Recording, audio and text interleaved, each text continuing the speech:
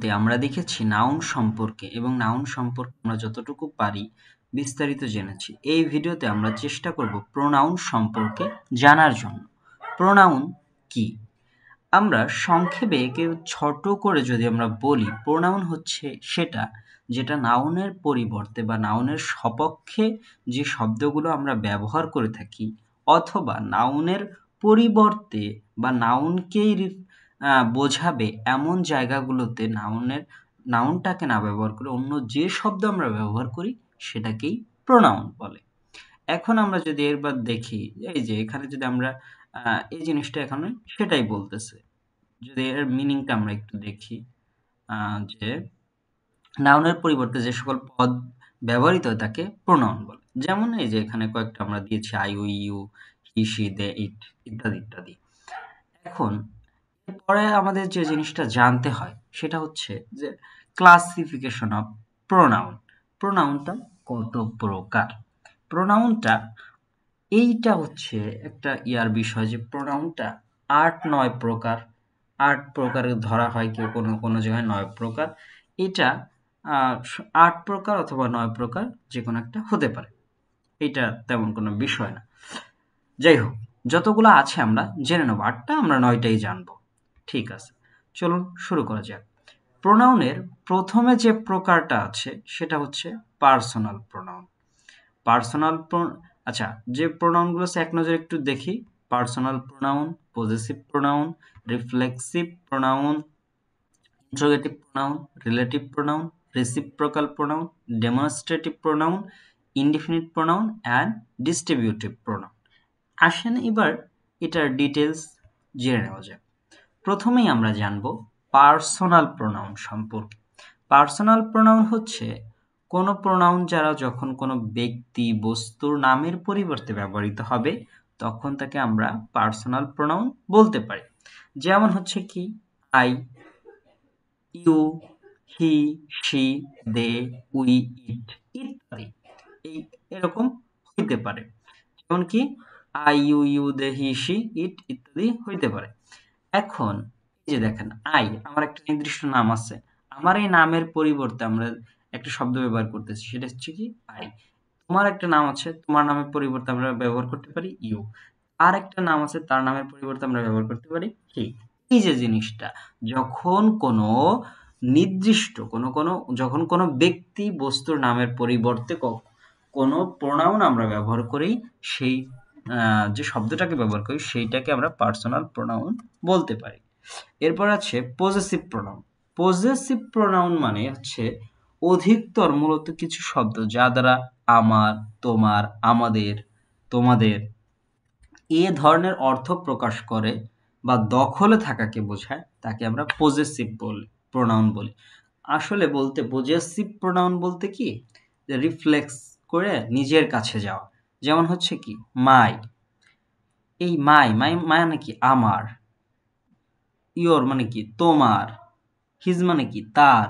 এই যে কারো দখলে যখন কোনো জিনিস আমরা দিয়ে দিচ্ছি, এই যে দখলে কোনো দিয়ে দিচ্ছি এমন কোনো প্রোনাউন যখন আমরা ব্যবহার করে থাকি সেইগুলাকে বলি আমরা পজেসিভ প্রোনাউন। আশা করি পজেসিভ প্রোনাউন বুঝেছেন। না বুঝলে এখানে যে দেখেন, দিস ইজ মাই পেন, এইখানে এই মাইটা কি আমার, তাই না? এটা হচ্ছে একটা আমি নিজের পরিবর্তে মাইটাকে ব্যবহার করা হয়েছে, যার কারণে এটি হচ্ছে পজেসিভ প্রোনাউন। আবার এইখানে যদি আমরা দেখি, ইয়োর্স হচ্ছে কি তোমার পরিবর্তে আমরা এখানে ইয়োর্সটা ব্যবহার করেছি। এরপর আছে কি, রিফ্লেক্সিভ প্রোনাউন। রিফ্লেক্সিভ প্রোনাউন হচ্ছে যে প্রোনাউনগুলো দ্বারা কোনো যে প্রোনাউনের শেষে বা প্রোনাউনের সঙ্গে সেলফ যুক্ত থাকে, সেলফ অথবা সেলফ যুক্ত থাকে, সে সকল প্রোনাউনকে আমরা বলতে পারি হচ্ছে কি প্রোনাউন, সে সকল প্রোনাউন আমরা বলতে পারি হচ্ছে রিফ্লেক্সিভ প্রোনাউন। যেমন হচ্ছে কি, your self, him self, her self, them self, their self, its ইত্যাদি। আশা করি পার্সোনাল, পজেসিভ এবং রিফ্লেক্সিভ জিনিসটা বোঝা গিয়েছে। এবং পরবর্তীতে ইন্ট্রোগেটিভ প্রোনাউন। ইন্ট্রোগেটিভ তো আমরা মোটামুটি সবাই জানি যে ইন্ট্রোগেটিভ মানে কি, প্রশ্নবোধক। যে প্রোনাউন কোনো প্রশ্ন জিজ্ঞাসা করতে ব্যবহৃত হয় তাকে ইন্ট্রোগেটিভ প্রোনাউন বলে। সেগুলো কেমন? যেমন হচ্ছে হু, হুইচ, হট, তারপর হচ্ছে হু, হুচ, ইটিস ইত্যাদি ইত্যাদি। এখন এগুলো কেমন?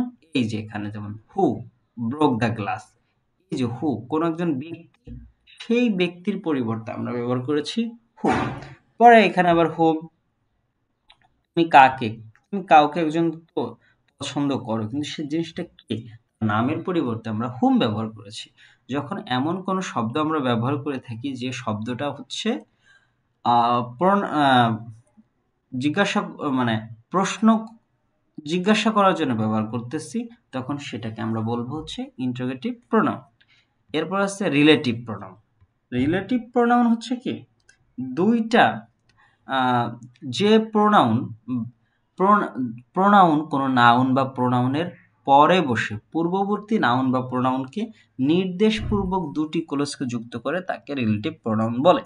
শুনতে একটু হজবড় লাগিয়ে গেল নাকি? আচ্ছা, লেগে গেলেও কোনো সমস্যা নাই, চলুন দেখা যাক।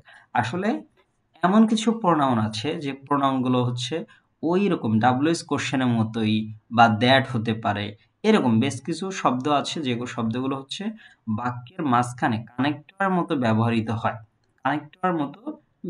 হয়। মাঝখানে বসে আগের সেন্টেন্সটা এবং পরবর্তী সেন্টেন্সটা সাথে সম্পর্ক স্থাপন করে, এবং হচ্ছে কি এই বাক্য যার কথা বলতেছে এই বাক্য তার সাথে সম্পর্কিত আছে। এটা মানে একটা ইন্ডিপেন্ডেন্ট ক্লোজ আর একটা হচ্ছে ডিপেন্ডেন্ট ক্লোজ, এই দুইটা ক্লোজকে কানেক্ট করতেছে এই শব্দ দ্বারা। যখন এমন কোনো শব্দ বসে প্রোনাউন হিসেবে ব্যবহৃত হয়, তখন সেই প্রোনাউনকে আমরা বলতে পারি রিলেটিভ প্রোনাউন। এখানে কতগুলো উদাহরণ দেওয়া আছে, উদাহরণগুলো দেখলে আপনার ক্লিয়ার হয়ে যাবে। আচ্ছা, যেমন আই নিউ দ্য ম্যান, আমি মানুষটাকে চিনি। হু, যে লস্ট হিজ ব্যাগ, যে তার ব্যাগটি হারিয়ে ফেলেছে। এখন এই যে দেখেন, এই যে দ্য ম্যান যে জিনিসটা, এই দ্য ম্যান আর এই হু, এই দুইটার মাঝখানে কি কোনো পার্থক্য আছে? দ্য ম্যান দ্বারা যাকে বোঝাচ্ছে, হু দ্বারা কি তাকে বোঝাচ্ছে না, না অন্য কাউকে বোঝাচ্ছে? হু দ্বারাও তাকেই বোঝাচ্ছে। এই যে এই পূর্ববর্তী নাউন বা প্রোনাউনের পরে বসে পরবর্তী যে এইটার আগে বসে এটা একটা সম্পর্ক স্থাপন করতেছে। এখন এমন যখন হবে তখন এইটাকে আমরা বলতে পারবো রিলেটিভ প্রোনাউন। আচ্ছা, এরপরে আছে রিসিপ্রোকাল প্রোনাউন। রিসিপ্রোকাল প্রোনাউন হচ্ছে কি, এখানে হচ্ছে দুইটা, একটা হচ্ছে রিসিপ আর একটা হচ্ছে রোকাল।